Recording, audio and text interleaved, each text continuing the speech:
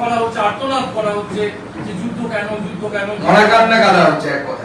সোজাসুজি বলুন না, সোজা কথা সোজা ভাবে বলা। মিছিল আছে কলকাতায় আইসার পক্ষ থেকে, যুদ্ধ নয় শান্তি চাই, ভারত পাকিস্তান যুদ্ধ থেকে দূর হটো, এই ডাক দিয়ে কলকাতার বুকে আপনাদের পার্টির থেকে একটু দূরে কলেজ থেকে হাঁটতে হবে আইসা।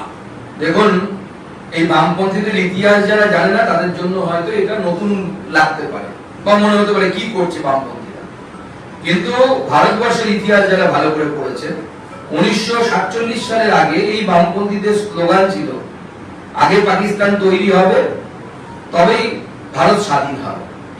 অর্থাৎ ভারতের বিভাজনের পক্ষেই পাকিস্তান গলা পাঠিয়েছে। শুধু তাই নয়, যে শহীদ মিনারের সভা থেকে সোহরাওয়ার্দী এবং কোম্পানি ডাইরেক্ট অ্যাকশন ডে অর্থাৎ গ্রেট ক্যালকাটা কিলিংস যে শুরু হয়েছিল তার আহ্বান জানিয়েছিল, তাতে জ্যোতি বসুরও থাকার কথা ছিল, কোনো কারণে তিনি পৌঁছতে পারেননি। এখনো পর্যন্ত আমরা ঐতিহাসিকদের কাছ থেকে এমন কোনো ডকুমেন্ট পাইনি যেখানে জ্যোতি বসু যাননি বা যাবেন না বলেছেন, পৌঁছতে পারেননি, অর্থাৎ পৌঁছে যেতে হয়। তো তারপরে সেই জ্যোতি বসুও আগামী 20 জুন 20 জুন আসছে, সেই দিন এই জ্যোতি বসুও কিন্তু পশ্চিমবঙ্গ গঠনের পক্ষে ভোট দিয়েছিলেন।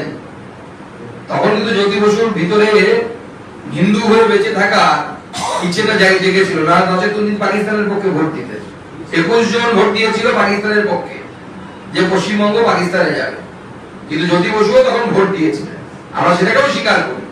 সেই জন্য বামপন্থীদের ইতিহাস বরাবর, আর বিশেষ করে যেখানে তাদের অবৈধ পিতা চাইনা থাকবে, কারণ পাকিস্তান যে বোম মিসাইল গুলো মারছে অনেকগুলো হচ্ছে চাইনার তৈরি।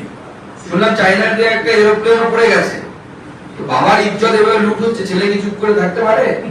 সন্তানদের তো সবাই মুখ ফুটবে।